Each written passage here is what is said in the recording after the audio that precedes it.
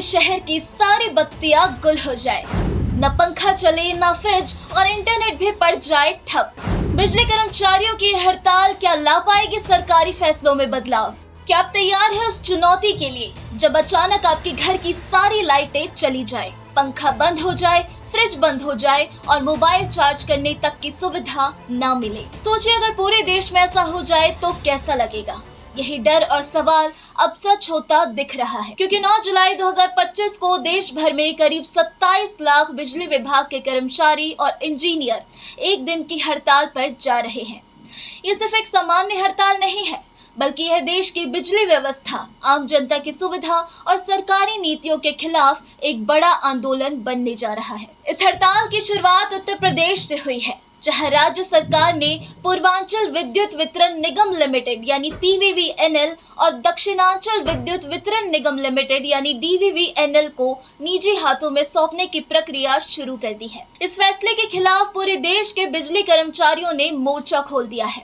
उनका कहना है कि सरकार इन बिजली कंपनियों को बहुत कम कीमत पर निजी कंपनियों को देने जा रही है, जिससे देश की जनता को सस्ती और भरोसेमंद बिजली सेवा मिलना मुश्किल हो जाएगा। खासकर गरीब, किसान और छोटे व्यवसायियों को सबसे ज्यादा नुकसान उठाना पड़ेगा, क्योंकि उन्हें मिलने वाली सब्सिडी और राहतें खत्म हो सकती है। 2 जुलाई से ही देश के अलग अलग हिस्सों में विरोध रैलियां, सभा और चेतावनी मार्च शुरू हो गए हैं। दिल्ली, मुंबई, लखनऊ, जयपुर, पटना, भोपाल, रांची, कोलकाता जैसे शहरों में बिजली कर्मचारी सड़कों पर उतर चुके हैं।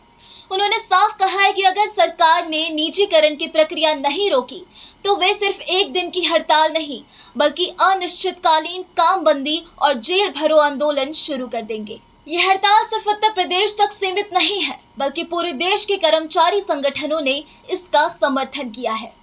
All India power engineers federation यानी AIPEF, national coordination committee of electricity employees and engineers जैसे संगठनों के अलावा अन्य श्रमिक यूनियनें और किसान संगठन भी इसमें शामिल हो रहे हैं। झारखंड में शिबू सोरेन की यूनियन ने भी इस हड़ताल को समर्थन दिया है। इससे साफ हो गया है कि अब यह केवल बिजली कर्मियों का आंदोलन नहीं रहा, बल्कि यह आम जनता और कर्मचारियों की आवाज बन चुका है। सरकार ने बिजली सेवा को आवश्यकता सेवा मानते हुए हड़ताल पर रोक लगाने के लिए एसेंशियल सर्विसेज मेंटेनेंस एक्ट यानी ESMA लागू कर दिया है, लेकिन कर्मचारी संगठनों ने इसे संविधान विरोधी बताया है और साफ कहा है कि वे डरने वाले नहीं हैं।